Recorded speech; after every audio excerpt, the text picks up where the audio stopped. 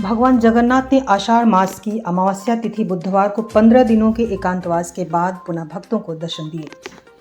ज्येष्ठ पूर्णिमा के दिन विशेष स्नान के उत्सव के बाद भगवान जगन्नाथ बीमार हो गए थे। मंदिर परंपरा के अनुसार इस दौरान भगवान जगन्नाथ अनासर काल में रहते हैं और मंदिर के पट बंद कर दिए जाते हैं।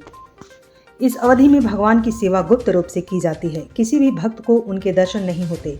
स्वस्थ होने पर 15 दिन बाद भगवान जगन्नाथ मंदिर के कपाट खुल गए। इस दौरान दर्शनों को भक्तों की भीड़ उमड़ पड़ी।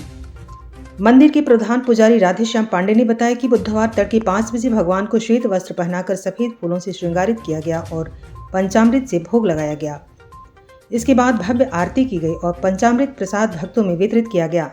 भगवान को विशेष रूप से परवल के जूस का भोग लगाया गया, जो आयुर्वेदिक दृष्टि से स्वास्थ्यवर्धक माना जाता है।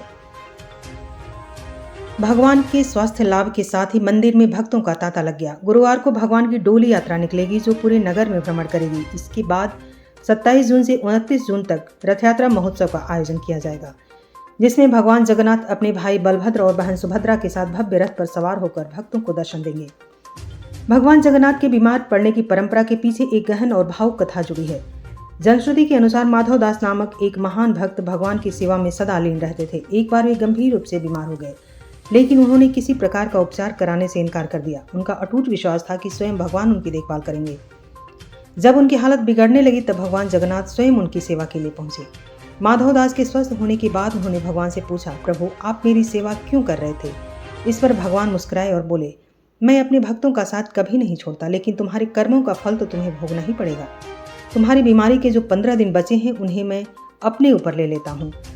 इस दिव्य कथा के स्मरण में ही हर वर्ष ज्येष्ठ पूर्णिमा के बाद भगवान 15 दिनों के लिए बीमार पड़ते हैं। इस काल को अनासर कहा जाता है। इसके बाद भगवान के स्वस्थ होने का उत्सव नेत्रोत्सव और रथ यात्रा के रूप में मनाया जाता है, जो भक्तों के लिए आस्था और उल्लास का पर्व होता है।